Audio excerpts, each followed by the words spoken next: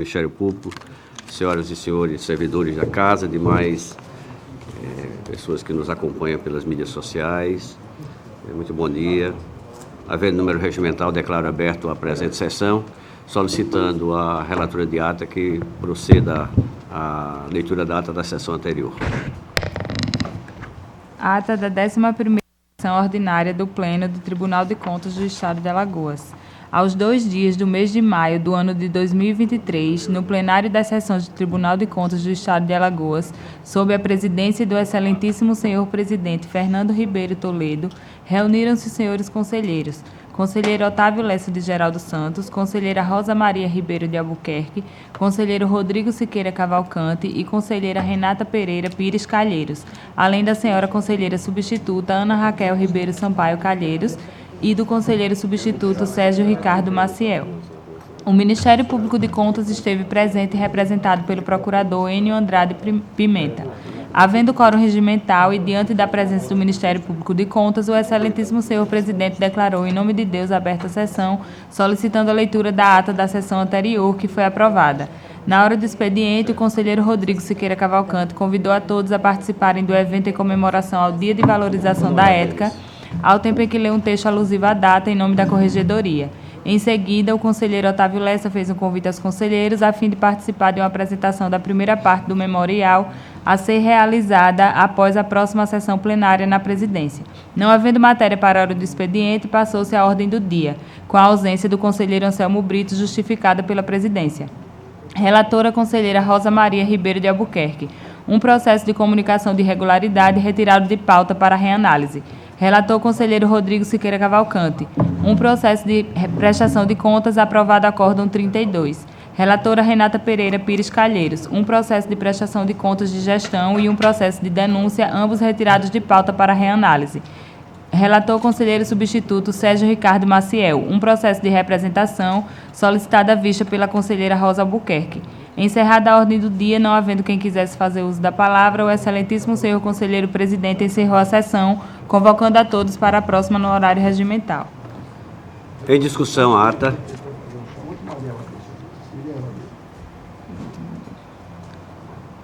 Não havendo discussão nem contestação, considero-a... Pois não. Estava presente na sessão anterior, por gentileza. Pois não.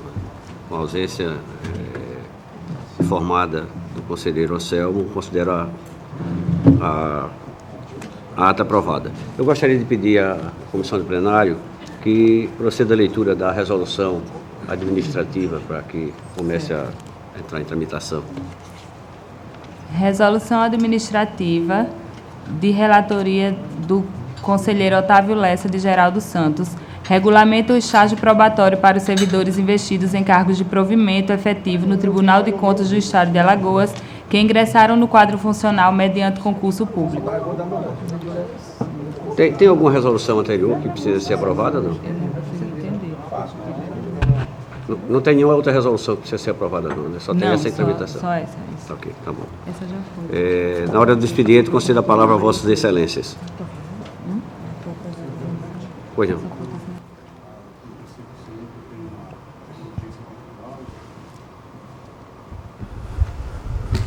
Senhor presidente, eu tenho uma audiência virtual daqui a pouco, já falei com os colegas. Eu gostaria, uma situação até inusitada, de pedir a inversão da pauta, porque tem processos a serem devolvidos de minha relatoria, para não atrapalhar o funcionamento, né, do plenário do gabinete, aí devolveria. Certo. E eu iria para... Porque já tem processo aqui, já tem mais de um adiamento, inclusive por causa da minha ausência. Mas me parece que, então, se nós entrarmos no expediente, na ordem do dia, o Otávio Lessa que tem alguns processos. Tem alguns processos de vista, ele também tem. Então, pela ordem, passamos então ao expediente para relatar pela ordem o conselheiro Otávio. Tá. Antes de começar a relatar, o conselheiro veio falar comigo, mas é importante que ele ia fazer o registro, é que nesse intervalo do encaminhamento do pedido de vista, houve uma defesa do gestor com relação ao processo. Tecnicamente, segundo o conselheiro, você não teria que devolver para ele. Eu estou propondo o seguinte: como a defesa veio eletronicamente, não vai acrescentar nem mudar nada o meu voto. Até porque uma coisa que já está concebido, já falei na reunião anterior, na sessão anterior, com relação ao que é que eu entendo a responsabilidade com relação ao secretário da Fazenda de ser responsável pela prestação de conta do FECOEP. Então, não vendo que essa defesa ela vai alterar em nada meu posicionamento, porque ele só fez ratificar o que eu já penso e o que eu já tinha externado na sessão, o que eu proponho, só se tiver, o doutor Enio, algum impedimento jurídico, senão de eu colocar meu voto e dentro do que eu entendo que tenha que ser. E até também cito essa alteração da lei que houve já em 2023, como é uma lei que inclusive está indo ao encontro do que nós pensamos, porque também desde a época da nossa gestão no Executivo já tinha algum tipo de dificuldade. Ela foi criada, o FECOEP foi criado em 2004 e já tinha esse problema, teve com o secretário Maurício, então eu tenho concepção perfeita do que eu estou dizendo com relação ao que eu entendo que é a responsabilidade do gestor. Ok? Então, dito isso, posso começar a relatar. Bom dia, senhor presidente, senhora conselheira, senhores conselheiros. Tem em mãos alguns processos que eu teria pedido de vista do conselheiro Anselmo, que são 4 processos com o mesmo teor, o mesmo gestor, e aí estamos aproveitando, fazendo um relato só, que ele corresponde a um voto para os 4 processos. Então, é o processo 12.595, 12.273, 12.596 e 12.272.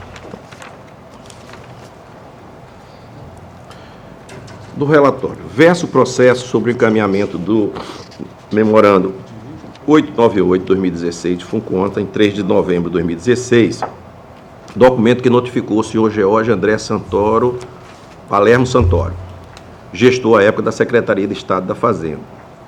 Não havia encaminhamento, o balancete relativo a dezembro de 2015, em observância à resolução normativa de 2 de 2003. Verificando os autos, foi enviado o ofício 1536 do FUNCONTAS em 11 de novembro, sendo o gestor notificado em 22 de novembro. Foi exarada a decisão simples do relator à época, que era o conselheiro substituto Alberto Pires Alves de Abreu, concedendo prorrogação do prazo por mais 15 dias para o gestor apresentar a defesa. O gestor encaminhou a defesa em 10 de março de 2017, gerando o processo TC 3263 de 2017. Assim, os autos foram evoluídos ao Ministério Público de Contas, que exarou o parecer 3551 de 2017, pelo procurador Rafael Rodrigues de Alcântara. O eminente relator conselheiro, aí foi pela aplicação da multa. O relator passou, deve ter sido alguma distribuição, passou a ser o conselheiro Anselmo Roberto de Almeida Brito. Exarou o acordo 426, entendendo pela defesa insubsistente e aplicação da multa de 100 UPFAL. Foi encaminhada ao gestor a intimação citada do acordo em 19 de julho de 2021, conforme o ofício 366 de 2021 do FUNCONTAS, apresentando um pedido de reconsideração em 4 de julho de 2022, requerendo o efeito suspensivo da multa aplicada. O Ministério Público de Contas se manifestou através do parecer 2944, da lavra do procurador Gustavo Santos, opinando pela necessidade da manifestação ministerial e ausência do interesse público. Na análise do pedido de reconsideração, foi exarado o voto do relator, opinando pelo desprovimento do recurso e a manutenção dos termos do acordo. Nesta ocasião, foi solicitado vista por este conselheiro. Em síntese, é o relatório. Ministério Público, por favor. Senhor presidente, já houve a manifestação do Ministério Público por ocasião do voto do conselheiro relator. Eu queria só registrar que, como conselheiro, existem manifestações diversas do Ministério Público nos autos, né? Até porque, pelo funcionamento ministerial, esses processos são distribuídos aleatório, então cada procurador faz a sua manifestação de acordo com a sua independência funcional. Como Vossa Excelência está trazendo os processos em conjunto, eu queria só registrar que houve essas manifestações individualmente, Em 2 desses processos, há manifestação ministerial pela manutenção da aplicação da penalidade, em um deles pela desnecessidade de manifestação ministerial e no outro deles, inclusive, trazendo elementos de que já teria ocorrido a prescrição no processo. De toda sorte, como após a decisão, o acórdão do Pleno deste Tribunal, esses processos vão ser reenviados ao Ministério Público para que o Ministério Público possa fazer o juízo seu juízo recursal, né? Se não concordar com a decisão, tendo em vista essa capacidade processual de recorrer do Ministério Público. Eu queria só registrar essas manifestações que foram divergentes nos autos e que, posteriormente, após a lavratura do acórdão, aí individualmente, lá no Ministério Público, vamos fazer esse juízo quanto a eventual recurso em caso de não concordância com os termos da decisão do plenário. Ok. Na fundamentação.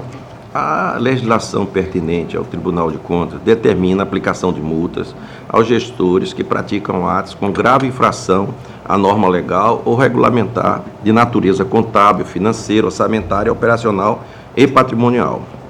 Tal penalização ao gestor está prevista não somente na lei orgânica, no artigo 141, como também no até então regimento interno desta Corte, artigo 207.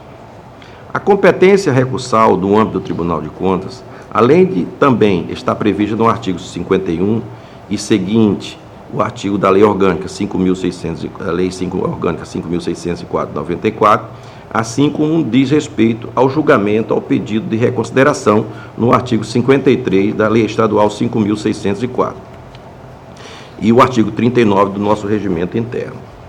No mérito do recurso, o recorrente alega que o Fundo de Combate à Erradicação da Pobreza não tem previsão como unidade gestora, orçamentária nas leis orçamentária do Estado de Alagoas. Afirma que, de acordo com a Lei 6.558 de 2004, que criou o FECOEP, em consonância com a Emenda Constitucional 31 de 14 de dezembro de 2000, tratou o FECOEP como um fundo especial atípico, sendo efetivamente uma fonte de recursos com arrecadação vinculada.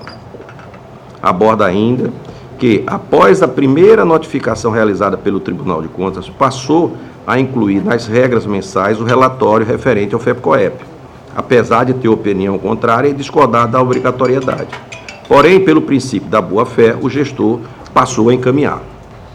Por fim, alega o secretário da Fazenda, do Estado da Fazenda, não é o gestor do FECOEP, mas tão somente responsável financeiro a autorizar a liberação dos valores necessários para adimplir um compromisso firmado pelas deliberações do Conselho Integrado de Política de Inclusão Social.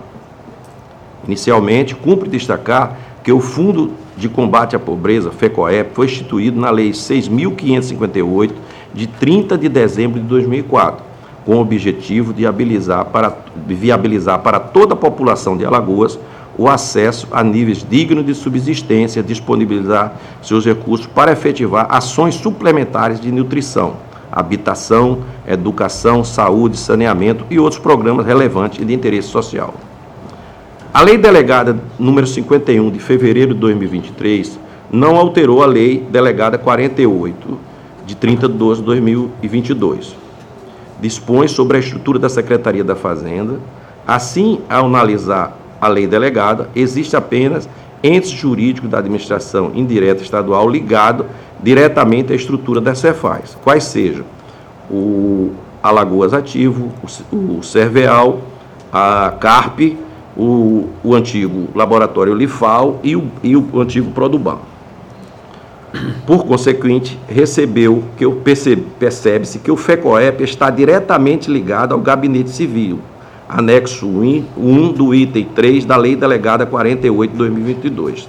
Tanto que as informações de movimentações estão inclusas das contas do governo do Estado de Alagoas, ou seja, as contas com relação aos repasses, ela já está incluída da prestação de contas anual do próprio governo, com a existência do coordenador executivo do FECOEP.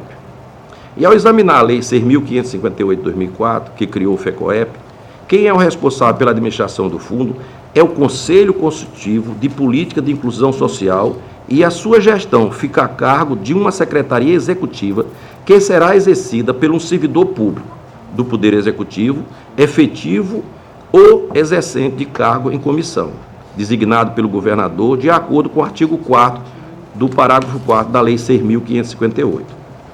Portanto, a Cefaz realiza o encaminhamento do recurso pelo sistema financeiro, assim como a todos do Estado de Alagoas. Assim, qualquer recurso arrecadado e destinado ao FECOEP é despendido mediante despesas empenhadas e executadas pela pasta relacionada ao programa, posto que a Cefaz não empenha nem executa despesa para o recurso do FECOEP, que é a nossa tese. O FECOEP é repassado o valor que foi aprovado pelo Conselho, a secretaria que recebeu o recurso, sim, ela sim que tem que prestar conta, no meu entendimento, com relação àquele ativo que foi gasto. Por fim, o encaminhamento dos balancetes mensais da Cefaz deve ser composto pelas unidades gestoras e unidades orçamentárias vinculadas à secretaria, não inserindo o FECOEP. De tal forma, diante da fase procedimental da qual se encontram os autos e a matéria da defesa, trazida nesses autos, há que se acolher à pretensão dos argumentos também do recurso. Indo por voto, eu vou, entre as considerações acima expostas e no uso das atribuições constitucionais, legais e regimentais a mim concedida, voto no sentido que este Tribunal Pleno, em sua sessão plenária, decida conhecer do presente recurso de reconsideração para, no mérito, dar provimento, anulando o acordo 4, no caso são os acordos aqui falados com relação ao número do processo. Dar publicidade à presente decisão com a publicação no Diário Oficial Eletrônico do TCE para eficácia jurídica, encaminhar o FUNCONTRAS para procedimento quanto à anulação da multa fixada mediante ao seu cargo, demais medidas ao seu cargo, e retornar o processo ao gabinete do conselheiro após o cumprimento do dispositivo acima para suas medidas que sejam necessárias. É assim como eu voto, senhor presidente e senhores conselheiros. Em discussão? Para discutir, o conselheiro originário, Marcelo Brito. Não, excelência, eu não sei se é muito adequado, mas assim, uma questão, como tem um voto do conselheiro Otávio, a construção feita por ele, eu ainda teimo em manter um posicionamento que, à época, a legislação ela era muito clara, quem seria o responsável pelo FECOEP. E, assim, eventual alteração ocorrida na legislação em 2023, ele não teria o poder de retroagir ao passado para tirar essa responsabilidade do gestor do FECOEP, mesmo porque a legislação da época, ela fazia a remissão expressa da lei para o ato, para o decreto governamental, e lá fazia expressamente a disposição de quem seria o responsável por apresentar essas informações quem seria o responsável e responsável por apresentar as informações ao tribunal. Então, assim, excelência, eu não sei se é muito adequado, mas antecipando até, ou mantendo, na verdade, a minha posição a respeito, porque a legislação é expressa em afirmar isso, está posta lá. E eu só queria fazer um reparo, tirar uma dúvida com o conselheiro, com relação ao processo 12.595 de 2016, conselheiro Otávio. Eu estou achando que esse processo é da sua relatoria. Os outros três seriam pedido de vistas que eu sou o relator originário. Então, assim, eu até, pelo meu entendimento, assim sendo, e vislumbrando que o processo, eu queria só essa confirmação, são processos muito semelhantes, eu aqui até aproveitaria para fazer o meu voto oral semelhante, igual aos outros que tem nesses processos em que foram solicitadas vistas. Em razão até com o tempo da anuidade. Todos são de 2016. Então, eu votaria nesse sentido aí, divergindo do conselheiro relator originário, se confirmar a informação. Então, 12.596? 15.595, de 2016. 12.595. E, além disso, senhor presidente,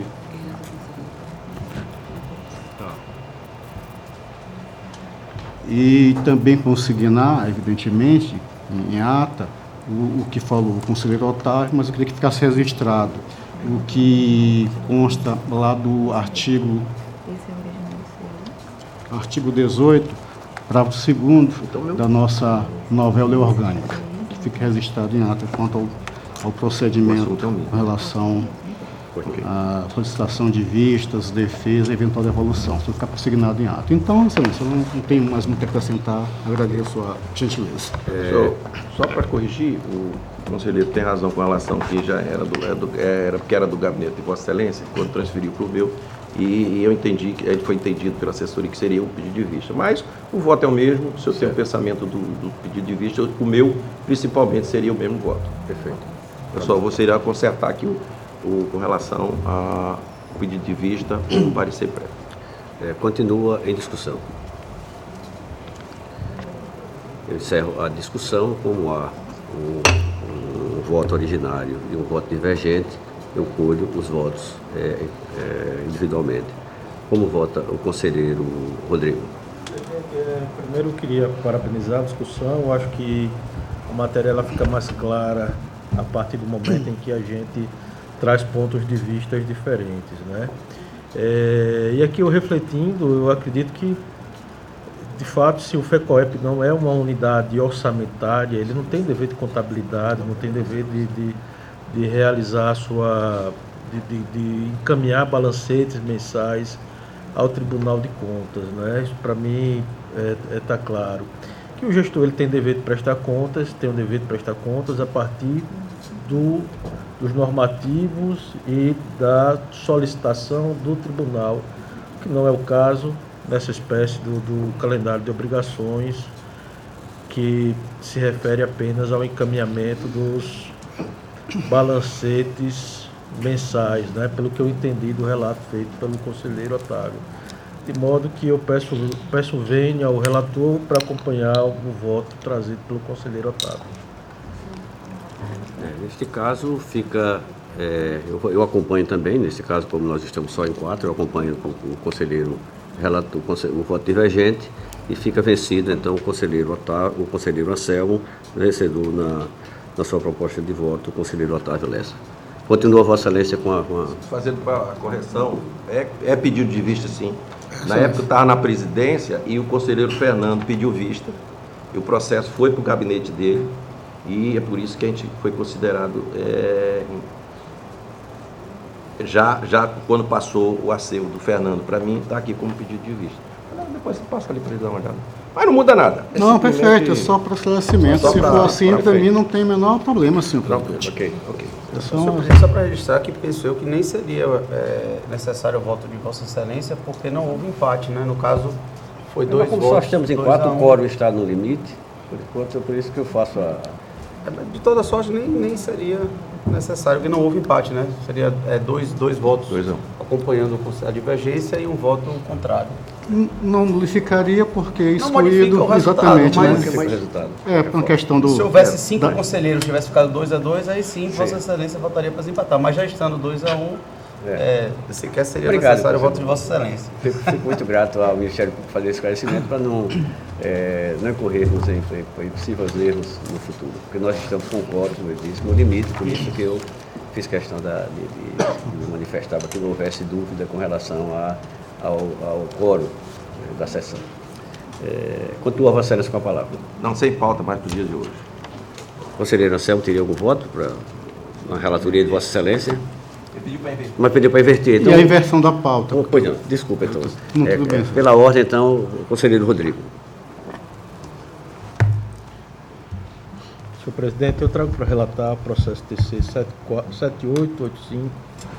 7885/2006. Se trata de um pedido de vista em uma auditoria governamental realizada pela DEFAFON com o objetivo de analisar a legalidade dos atos administrativos da Prefeitura Municipal de Atalaia, correspondente ao exercício financeiro de 2005, sob a gestão do senhor Francisco Luiz Albuquerque. Os autos de relatoria originária do conselheiro Anselmo Brito foram submetidos ao Pleno desta Corte de Contas em 30 de agosto de 2022, com apresentação de voto para que o colegiado julgasse irregular os atos de gestão em epígrafe, tendo em vista as seguintes irregularidades: falta de contabilização dos recursos referentes ao Fundo Previdenciário, nota fiscal inidônea, sonegação de documentos e informações aos técnicos do tribunal, falhas em procedimentos administrativos, inclusive licitatórios, indícios de montagem dos procedimentos licitatórios.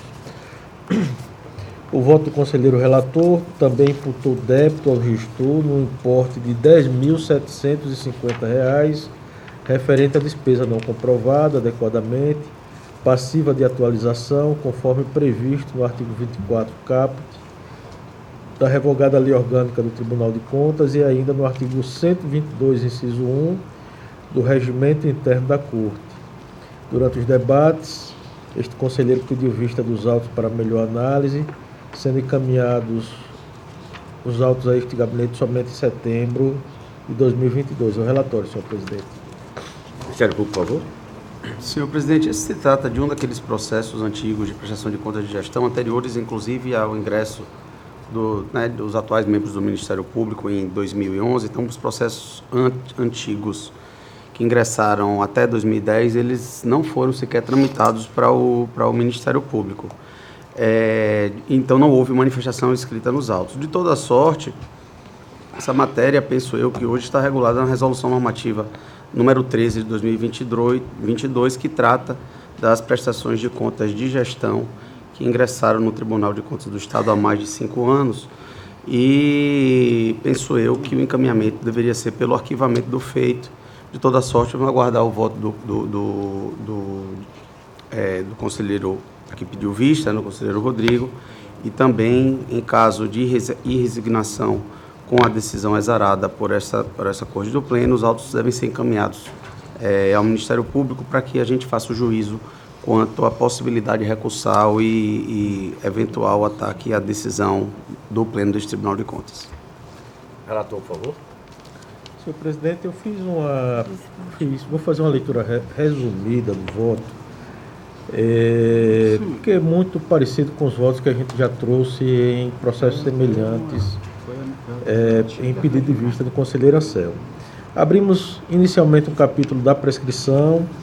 Nós mencionamos que o processo se refere ao exercício financeiro de 2005 e que o processo ficou paralisado por mais de 9 anos, de modo que, independentemente da lei que a gente vem aplicar, seja a lei, o regime jurídico antigo, seja o regime jurídico atual, a pretensão punitiva estaria prescrita.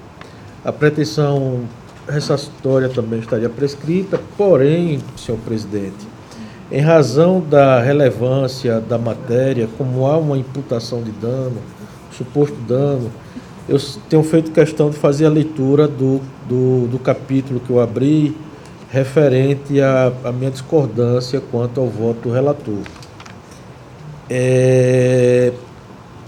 Com relação ao mérito da auditoria, da ausência de contabilização de recursos referentes ao Fundo Previdenciário, nós acompanharíamos o voto do relator, todavia está prescrita a matéria, para imputação de sanção.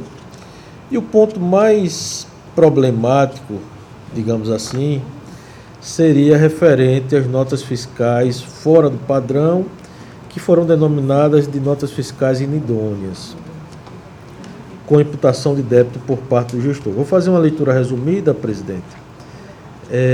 No relatório técnico é informado que nos processos de despesas analisados, verificamos que várias notas fiscais apresentam indícios de irregularidade quanto ao padrão de documento fiscal autorizado pela Secretaria da Fazenda do Estado de Alagoas, no que se refere ao selo e ao número da nota fiscal, bem como a autorização para impressão do referido documento, aos quais a seguir relacionados.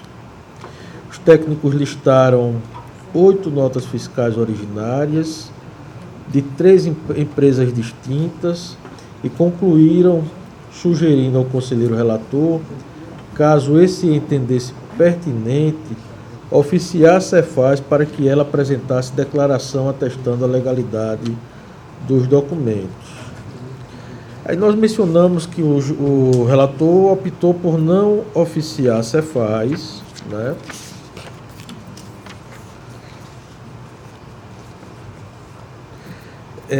Mencionamos também que a situação descrita no relatório pode representar, ao menos em tese, o cometimento de 2 crimes por parte da empresa contratada, que seria o de falsidade documental, e também o crime praticado contra a ordem tributária por particulares, conforme previsto no artigo 1º, inciso 3 da Lei 8.137/90, que muito provavelmente se deu com o intuito de sonegar tributo estadual. Porém, os técnicos não apontaram ter ocorrido a participação do ex-gestor ou de qualquer outro agente público, até mesmo porque os crimes mencionados se consumariam independentemente da participação da empresa contratante, no caso do contratado, né?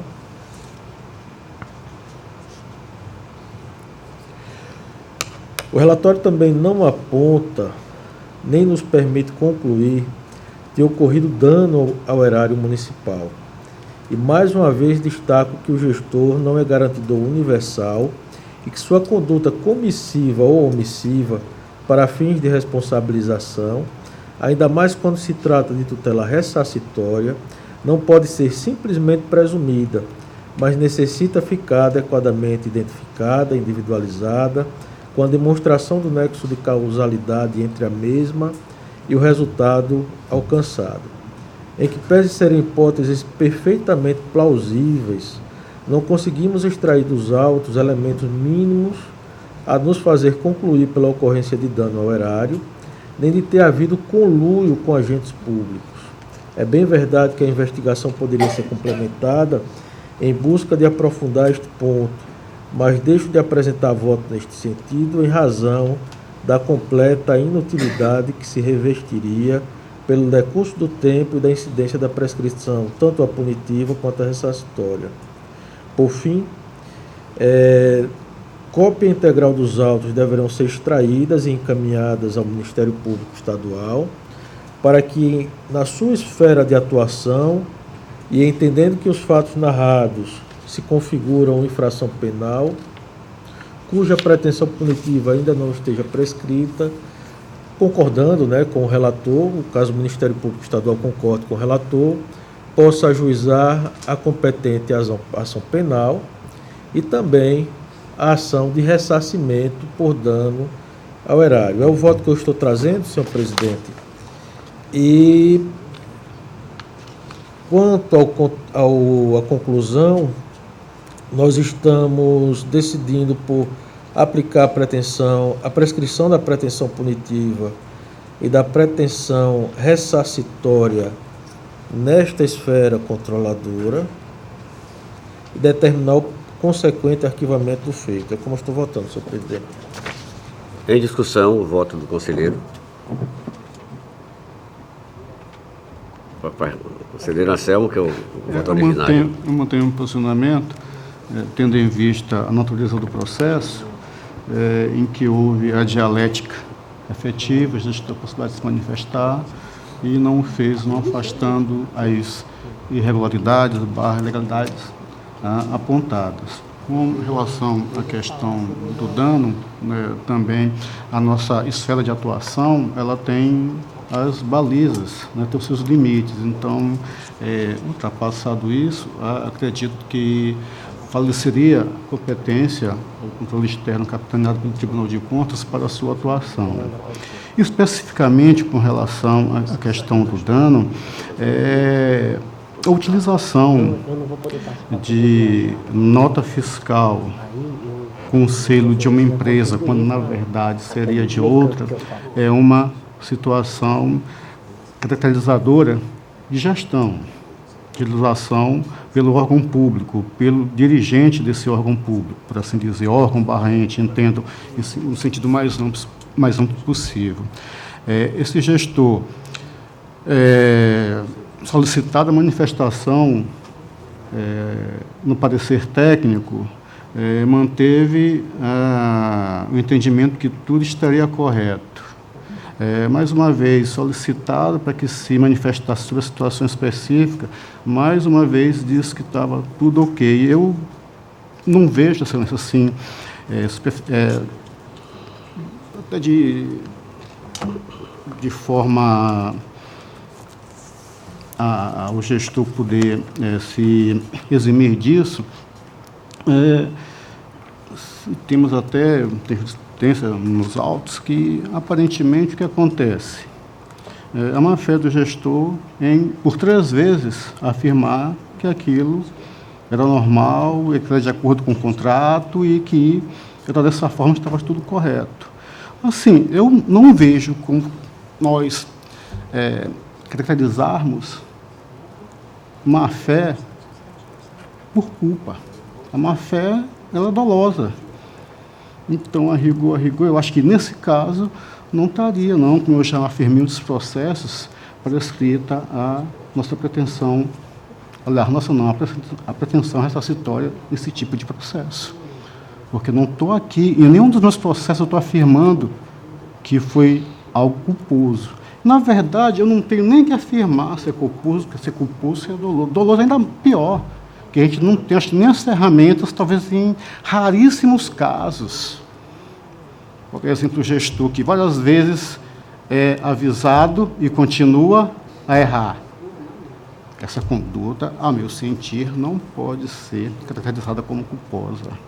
Um outro exemplo mais antigo, aquele gestor que a gente verifica que todas as licitações que ele fez no ano, quando se aplicava esse limite, atingiu ou chegou muito próximo do patamar por contratação direta pelo valor de R$8.000.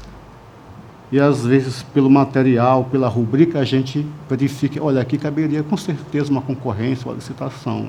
Então, a gente verifica que a gestão, a todo momento, buscou se furtar. E, com certeza, isso não foi uma falha, não foi um equívoco. Não está presente a culpa, mas está presente a vontade de não submeter ao que preconiza a lei. Então, a exemplo disso, nesse caso, eu entendo que não foi uma conduta. Em nenhum dos outros processos, há essa afirmação que foi uma conduta culposa. Pelo contrário, é dolosa. Eu não vejo como podemos caracterizar a má-fé como não dolosa. É só ficar te mantendo no posicionamento, com todo respeito ao voto do conselheiro divergente. Ao voto do conselheiro que diverge de mim. Continua em discussão, conselheiro. O conselheiro Anselmo falou que na defesa o gestor afirmou que estava tudo correto na prefeitura, né? Por 2 vezes ele afirmou isso daí. Na verdade, a defesa do gestor não fala isso. Ele fala da dificuldade que os técnicos que receberam a nota fiscal teriam de identificar se aquela nota fiscal era uma nota fiscal fria ou uma nota fiscal não fria. Ele menciona aqui, destaque a dificuldades na verificação da irregularidade, até mesmo por parte dos ilustres auditores do Tribunal de Contas, os quais apontam indícios de irregularidades, tais como situação cadastral, legalidade do documento e autenticidade do selo, sugerem a provocação da Cefaz. Esse foi o encaminhamento dado pelos técnicos do Tribunal de Contas. Né? Somente após muita investigação do gabinete e atualização, hoje nós temos um portal da Cefaz que indica a referência das notas fiscais. Mas aqui a gente está tratando de 2005, não é? Quem recebe esse pedido de pagamento não é o prefeito que recebe o pedido de pagamento. Quem recebe é dentro da estrutura de governança do município, aquele que é o responsável, talvez o gestor do contrato, não é? E a gente, no momento em que busca responsabilizar o prefeito por algo que ele sequer tem o contato e alega má-fé da parte dele, eu acho que a gente está presumindo algo que de fato não dá para a gente extrair dos autos, com a devida vênia e respeito ao voto do conselheiro relator, né?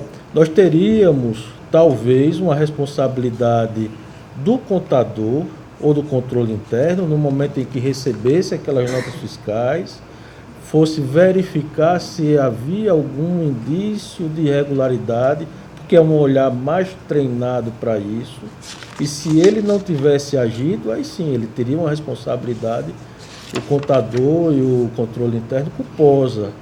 Mas o gestor que está distante desses fatos, dessa operacionalização, eu acho muito pouco provável de buscar uma responsabilização nessa seara que mais se aproxima de uma responsabilização na esfera penal. De modo que eu trago aqui meu voto no sentido, reafirmo meu voto, ainda estou aqui aberto ao convencimento para, se for o caso, mudar meu entendimento, né? Mas não consigo enxergar nenhuma responsabilidade por parte do prefeito do município na elaboração dessas notas fiscais que não correspondiam, que eram frias, né? Não consigo enxergar, senhor presidente. Senhor presidente, permita-me. Pois não, Na continue com verdade, discussão. não seria da elaboração, mas da sua utilização. No nosso voto, a partir do item, senhor... Vossa Excelência poderia especificar as vezes que ele utiliza, Não, até para que eu possa olhar nos autos? Vamos lá, Excelência. A partir do item 28, o relatório do tribunal, ele aponta uma série de notas fiscais em que diz que há algum problema com elas. E o gestor, no item 29, assim diz: justifica que o fornecimento foi devidamente realizado e que decorrido das atividades descritas no contrato social da empresa referida. Então, parece-me claro a ciência do gestor quando responde ao tribunal dessa forma. Está aqui. Excelência, página 8, 9 do nosso voto, item 28 e 29. Do relatório? Do nosso relatório, isso. É por isso que eu trago essas afirmações, que o gestor ou não se manifesta, ou quando se manifesta, essa situação, a primeira fiscalização, depois a abertura de prazo para eventual acréscimo, alguma informação que tenha passado, e há a insistência em afirmar que não, que estaria tudo regular, quando na verdade houve a utilização de notas fiscais aqui especificamente, quanto a esse valor dos 10 mil reais, há aqui um selo, é o mesmo selo, desculpem, que você para a leitura, eu sempre me confundo se estou com óculos e acabo não enxergando, e para ver eu tenho que tirar as pessoas, que eu sou tudo embaçado, tenho que treinar ainda. Olha que já não sou tão novo usando óculos. Sim, R$10.750, tem um selo aqui, o número do selo é igual, onde diz que esse selo seria da Global Alimentos, quando na verdade é da distribuidora Zona da Mata Limitada, EPP.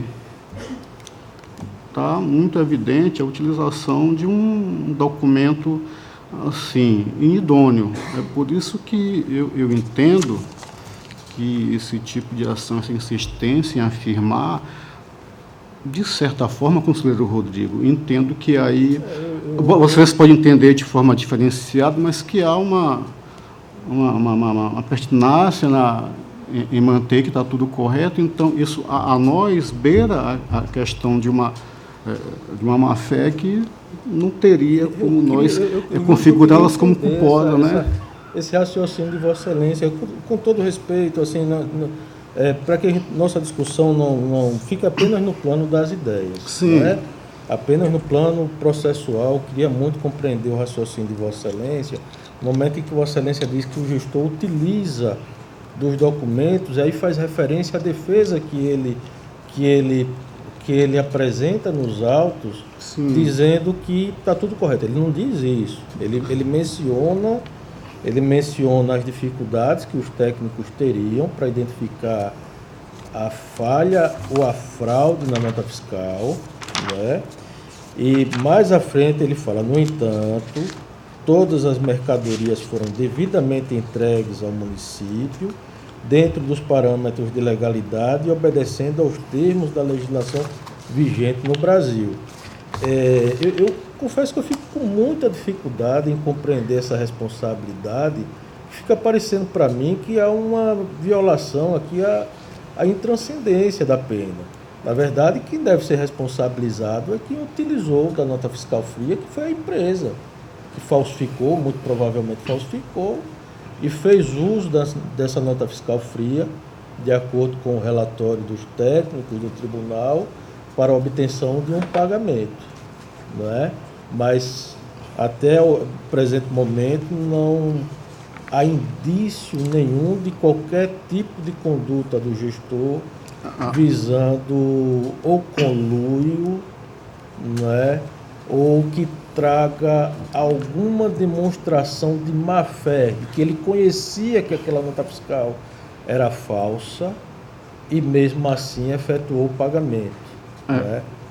Excelência, mas veja só, quando o relatório técnico aponta essa irregularidade, ele continua a afirmar que está tudo ok, conforme está no item 34, desculpem. Não diz isso não, excelência. No item 29, assim eu posso dar uma parte final. Quanto à questão da empresa Global Alimentos, onde foi apontada a questão das notas fiscais inidôneas, especificamente aqui identificamos a de número 150, que a Rego pertenceria à empresa global, na verdade, era de outra empresa. E ele, assim diz, quanto à questão da empresa Global Alimentos... Isso a gente não discorda. Não, perfeito. Justifica que o fornecimento foi devidamente realizado e que decorreram das atividades descritas no contrato social da empresa referida.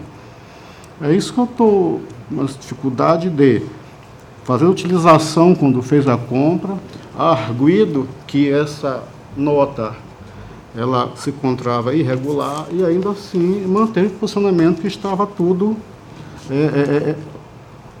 de acordo com o contrato, atividades descritas no contrato social da empresa referida.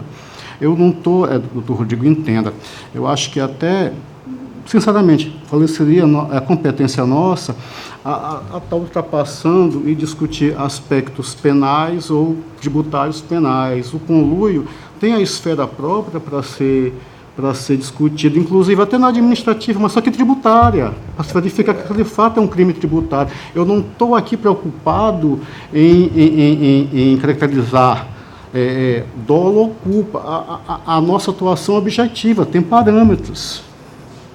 E é nesses parâmetros que eu estou me calcando para afirmar, olha, aqui, até a questão de nós caracterizarmos o dolo, Excelência, me permite. Tem uma dificuldade. Só uma informação. Pois não, Excelência. Tá. Vossa Excelência afirma que ele foi arguido quanto à falha da nota fiscal.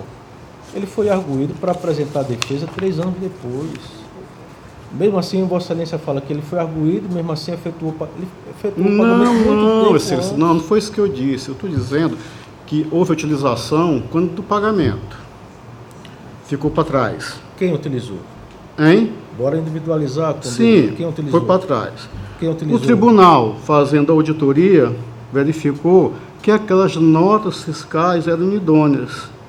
E foi lá, gestor, essas notas fiscais eram idôneas. Quem utilizou a nota fiscal? Quem utilizou a nota fiscal? Excelência, da gestão municipal. Porque se formos nesse pensamento, nós não vamos mais julgar nenhum gestor, porque os responsáveis vão ser os seus secretários, o vice-prefeito, o gestor do fundo previdenciário, porque nós estamos julgando a gestão. Se na gestão for utilizado um documento inidôneo, eu acredito que aqui as contas, tanto é que estão apresentadas nas contas do gestor. Ele é o responsável, ele dirige a administração pública. Eu não vejo como a gente afastar essa responsabilidade. Pode ter sido o contador, pode ter sido o secretário, pode ter sido o gestor de algum ente, porque se formos nesse pensamento, a gente não vai ter mais elementos para julgar. Hoje eu compreendo melhor. Eu acho que já está bem esclarecido, claro, as posições do relator e a posição do voto de Vossa Excelência, que faz o voto contrário. De forma que eu acho que está bem esclarecida os conceitos que cada um dos senhores traz sobre a matéria. De forma que nós podemos até, em outro momento, fazer um... Mas eu acho que era interessante, para não ficarmos rodando nessa mesma temática. Eu acho que a gente tem duas teses aqui bem claras. Sim, né? claro, que estão entendidas, claro. A gente tem uma tese, o conselheiro Anselmo, ele entende que tudo que acontece na municipalidade é Sim. responsabilidade do gestor. Ele, inclusive, já em sessão, já defendeu, inclusive nas autarquias, fundações, tudo que vem acontecer na esfera seria de responsabilidade do gestor, né? O que nós estamos defendendo aqui é a necessidade da gente individualizar o comportamento do gestor para poder responsabilizar quem de fato Perfeito. deu causa. Perfeito. Nessa linha que nós estamos entendendo e... Excelência, veja só, se for assim, se a administração pública ela não é responsável pelo seu regime previdenciário, só quem será responsável é o gestor daquele fundo e ou ente previdenciário. O gestor passaria ileso. Então, não tem como o gerente, o gestor, o administrador, o principal, não ter responsabilidade por esses fatos. Tanto é que eles são julgados, julgados amplamente falando, entendo, para depois não dizer que eu estou falando julgamento, para ser julgados de uma forma ampla, quer na esfera das contas de gestão, quanto nas contas de governo. E as contas de gestão, na verdade, que elas representam um somatório dos atos de gestão que, combinados com algumas situações capituladas constitucionalmente / legalmente, nos dão o norte ali, se aquelas promessas de campanha, todas aquelas situações que estão ali corporificadas na tríade orçamentária, elas estão cumpridas. Quando há falha, é evidentemente que elas não são cumpridas. Isso não tem como desembocar, com todo respeito, nas contas, por assim dizer, como caracteriza, como tem um tribunal, no balanço geral, nas contas do governo, que, na verdade, como todos nós sabemos, não é conta do município, não é conta do Estado, as contas são pessoais, é a conta do prefeito, a conta do governador, a conta do presidente. Perfeito. Obrigado, senhor presidente. Encerro a discussão. Pois não. Já está em discussão, para inaugurar a discussão, o conselheiro Otávio. Veja só, os posicionamentos jurídicos do conselheiro Anselmo, do conselheiro Rodrigo, respeitam com procedimentos e entendimento jurídico. Eu vou pela praticidade. Eu não entendo a responsabilidade no caso do prefeito. Primeiro, a responsabilidade seria de quem é... Primeiro, a secretaria, porque cada secretaria tem um CNPJ e tem um gestor da secretaria do órgão que for, a não seja que seja direto com o prefeito. Esse é o primeiro responsável pelas coisas. Segundo, na época que foi o fato ocorrido, naquela época existia um selo, que era um controle da Secretaria da Fazenda, com relação a ter, junto aos fiscais, que fizesse o controle do ICMS para ver com a autorização das notas, se estavam batendo e tal. Mas quem viveu o balcão, como eu vivi o balcão do lado de lá, é impossível quem está comprando alguma coisa estar preocupado se aquela nota fiscal é fria ou não é fria. Ninguém está preocupado. Eu comprei 100 ar-condicionado, recebi os 100 ar-condicionado, eu quero saber do produto. A Secretaria da Fazenda que vai buscar lá. Isso é normal do dia a dia, que o cara não vai acompanhar. Ninguém vai procurar ver se o selo é verdadeiro. Então, graças a Deus, hoje já não existe mais isso. Hoje já é eletrônica, acabou com a história. Já sai da Secretaria da Fazenda, não tem selo, não tem mais nada, não tem mais como ter nota fiscal fria. Não vejo como, a não ser roubada, porque não existe nota. Mas com nota, não tem mais, hoje, no nosso dia de hoje, não existe mais essa possibilidade. Conselheiro Otávio, se me permite, Pois não. a Excelência fez uma colocação muito feliz aí com relação à verificação da idoneidade da nota fiscal. O TCU ele tem uma jurisprudência que fala para excluir a responsabilidade do gestor ou do responsável pela verificação, quando você está trazendo uma exigência extraordinária, né? Quando é algo, a gente tem que verificar se essa exigência de verificar se toda nota fiscal fazia parte de uma exigência ordinária da atribuição dele, ou se era algo exagerado de se exigir do gestor na época em que foi expedida essa nota fiscal. Inclusive, é uma